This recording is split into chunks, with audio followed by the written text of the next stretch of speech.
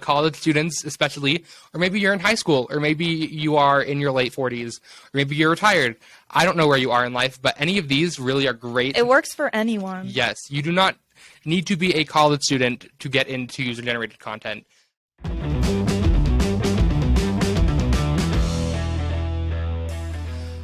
Hello, everyone, and welcome back to another episode of Ecom Life podcast.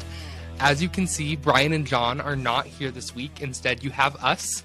Just a reminder as to who we are. Hi, I'm Jared. I'm Lindsay. We are both social media interns for Quadra. Oh, yes, we are. This is so fun. Yeah, it is. We don't have supervision this time. We don't. We can say whatever we want. Ecom Life uncensored? Probably not. I feel like we'd get in trouble. Yeah, we probably wouldn't be interns anymore if we did that. Yeah, probably. All right. But this week on the good old podcast, we are two college students. Actually, Lindsay just graduated. I did just graduate with a degree in marketing, but I did experience college for the past 3.5, 4 years, so I still have some insight. Yes, I still am a college student. But today we're going to talk about business ideas for all of those college kids out there who maybe want to be entrepreneurs or even just want to make like an extra buck on the side. Those are side hustlers, one might say. All right, so I guess we should just jump right in. I think so. I don't know that there's much else to say about it. I mean, I guess one thing for me when I have looked for side hustles is that I find that there are a lot of scams. There's a lot of people that are like, play this game and you'll earn $100. There's so many ads that are like, play this game and you'll earn $100, or like, fill out these surveys, but it actually takes you like 4 hours to fill out a survey and then you get 70 cents. So I've come across a lot of those. So we're here to give you some tips for things that actually work. And although I will say you are going to have to put in effort, it's not a super passive sort of income. It is, you still have to try, you still have to put in effort, or else you're going to find that it's not really going to do anything for you. But if you do that, these are some side hustles that are going to be great for you as a college student.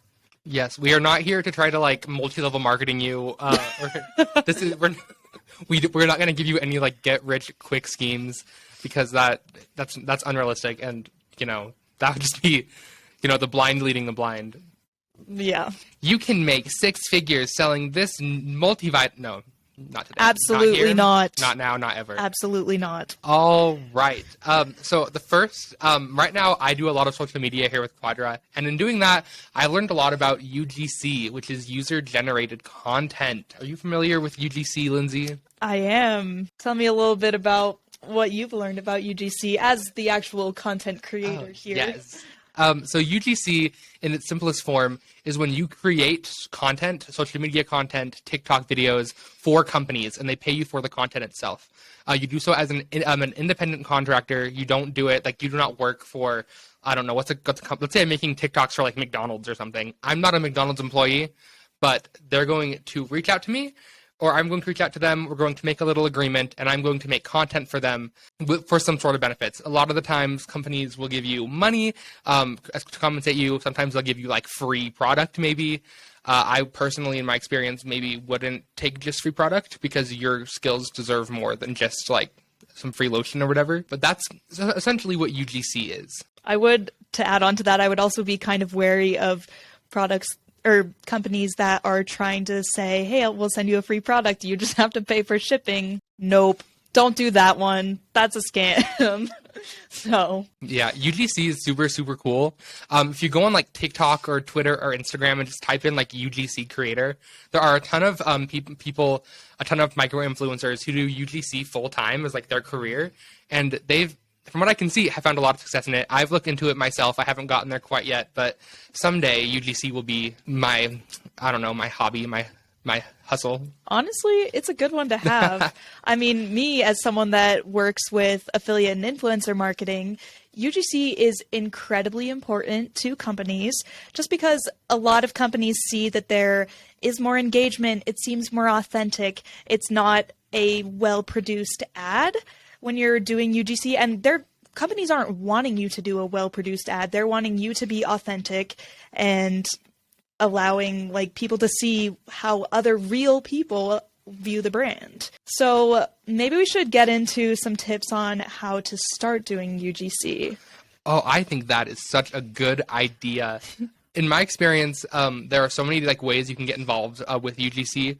I've seen a couple prominent ones. The first is that you just start posting on your own social media channels, and brands will reach out to you about doing UGC. Again, UGC is different than just doing like PR stuff.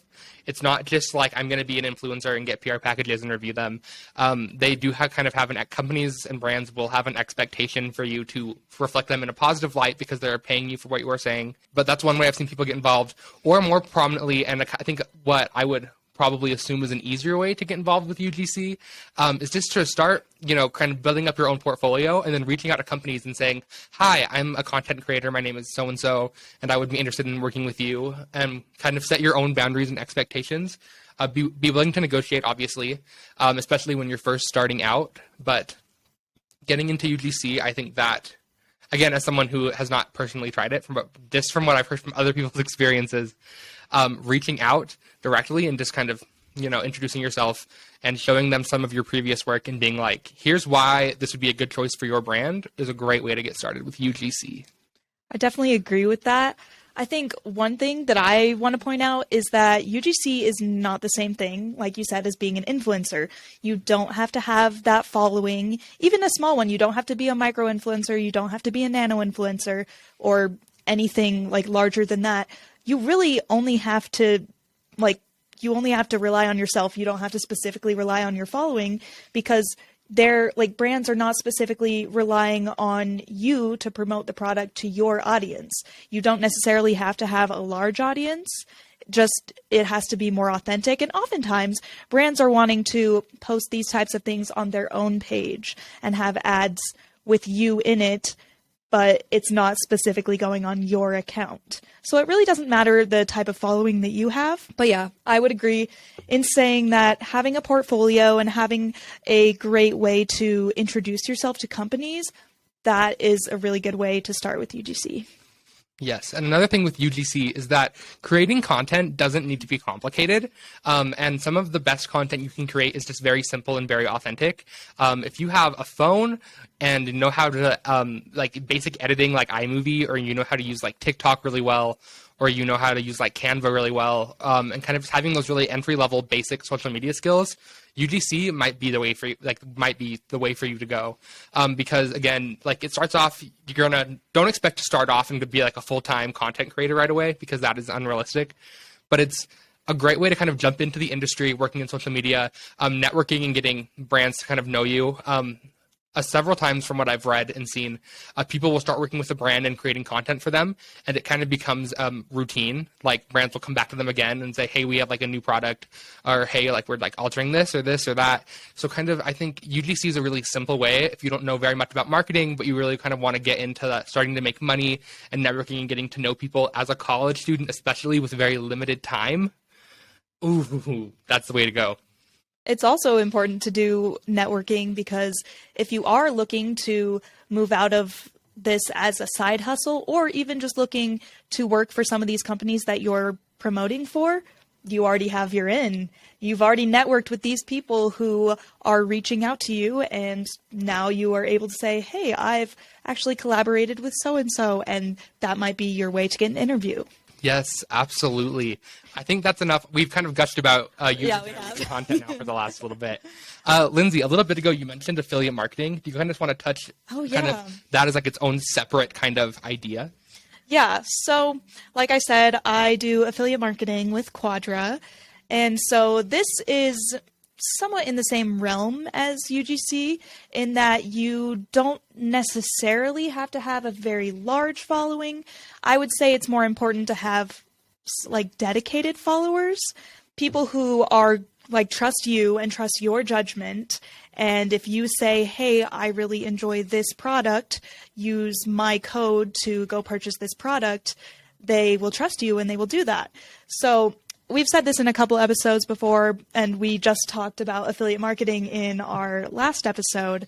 But basically, affiliate marketing, you are just receiving a commission for people who purchase products when they have been referred by you. So I think that's another part that can kind of be associated with UGC, but just something worth mentioning as well. Yes, I think I know we don't want to talk about affiliate marketing for a super long time because we talked about it a lot in the last few episodes, but I just think affiliate marketing is so interesting because I feel like when I started at Quadra didn't know what it was, and I still can't believe I didn't know what it was, but it's like now, like I'll scroll through TikTok or I'll like be on Instagram and it'll be like, hey, like check out these awesome products, like use my code for 10% off. Because then not only are you getting a deal as like the consumer and being like, yeah, I'm saving 10% on a sick sweatshirt, but then that person who gave you their code is also making commission. Or like Amazon storefronts. Oh yeah, we talked about that in the intern episode. It just blows my mind. All right.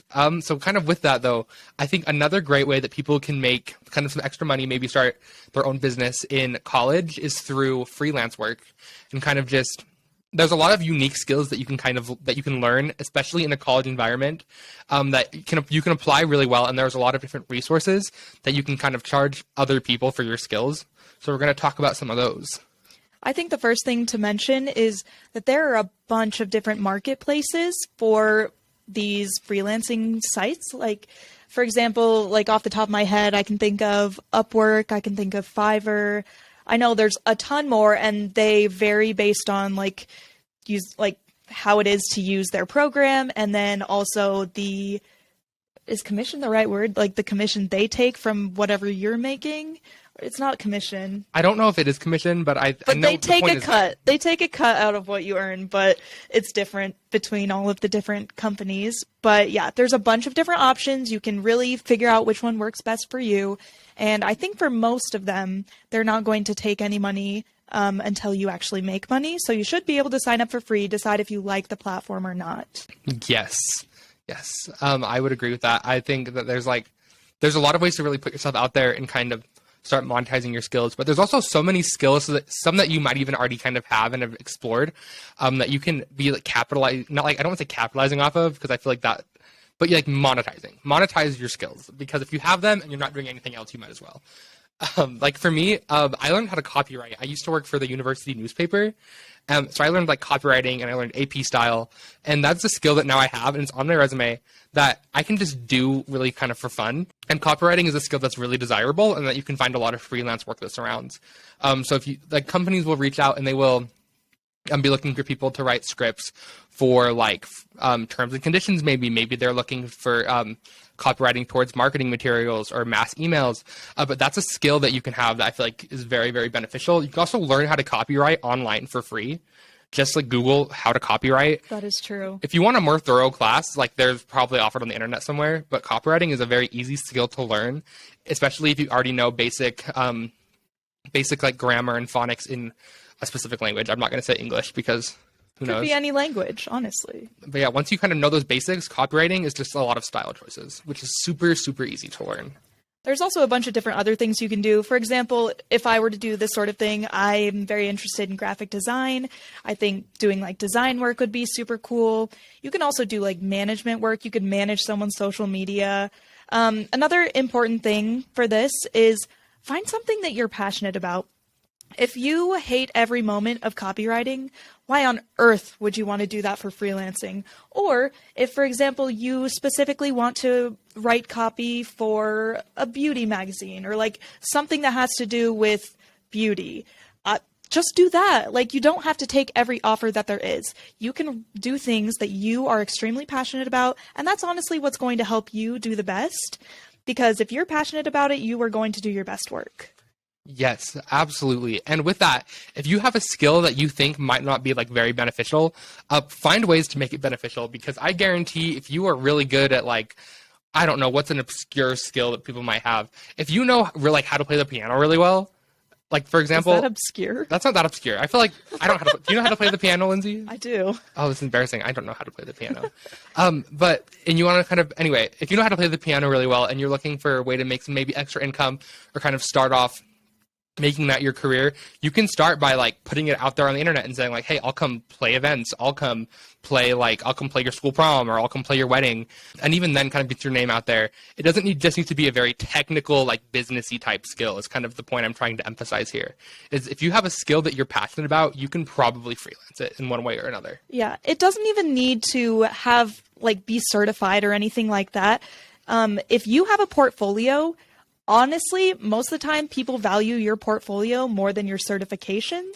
I mean, it's kind of the same thing with a college degree. Like, of course, people love to see that you graduated college, but it's not a necessary thing if you have all of the experience necessary. Yes. There's actually a friend I went to high school with, and they started doing graphic design in high school. They were taking like the concurrent enrollment courses in like Adobe Photoshop and Illustrator, and they just right out of high school started freelancing that out. And I've never talked to this person like since we graduated, so they probably have no idea I exist, and I'm talking about them on a podcast. So shout out to that person. I'm not going to say their name, but now they just barely posted on their Twitter a couple weeks ago that they had just accepted a position making like $70,000 a year doing graphic design work for a firm. So I think like you kind of what Lindsay was just saying, you don't need to kind of be able to like show that you have in writing, I can do graphic design. You just need to be able to show that you can do graphic design. Be able to kind of add value to your words. You don't just need to be able to like provide the words. Portfolio over everything. Absolutely. Absolutely. Anyways, I feel like we've kind of somewhat exhausted that topic. Let's move on to our last topic, which I'm sure some of you probably could have guessed: print on demand. Ooh. Print on demand? I love print on demand. All right. I think you're being paid to say that. Right now I'm being paid to be on a podcast. So no, I think print on demand was something that I wasn't super familiar with. I feel like once you know about it and you can recognize it, but I wasn't very like, I guess, conscious of it. Like now I do it. Now I go on like Amazon and I'm like looking at products and I'm like, oh, that's probably print on demand. Anyway, for those of you who don't know, print on demand is a super easy process where you as a designer, in this case, you would be the designer, just so we're clear. You design a quick design in Photoshop or Illustrator or even a very simple, you can use Canva. I live and breathe by Canva. Yes, you do. Thank you for agreeing with me. But you take that design and you can go through a print-on-demand platform, Printify, Printful, Quadra, right there.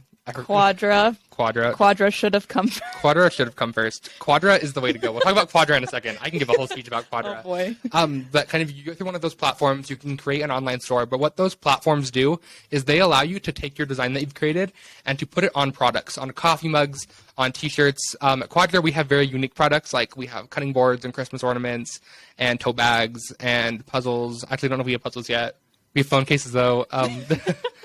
But and then people can then go onto your online store that you've created.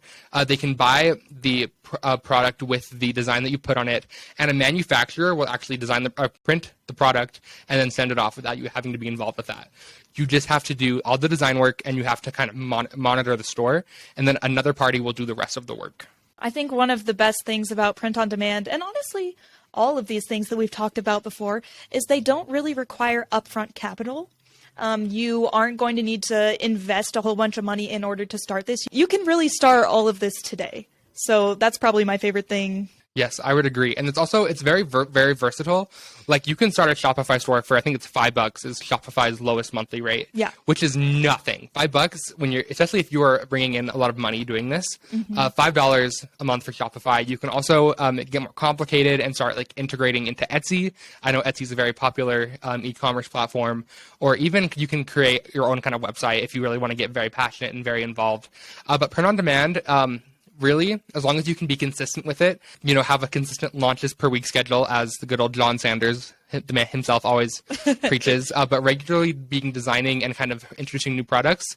I think the last research I looked at, it's you average $1 a month per active design that you have for sale. So kind of just regularly, though, releasing new designs, which is super, super easy. You can make a good design in probably 10 minutes or less if you have relatively basic design skills. Yeah, it really doesn't take long at all.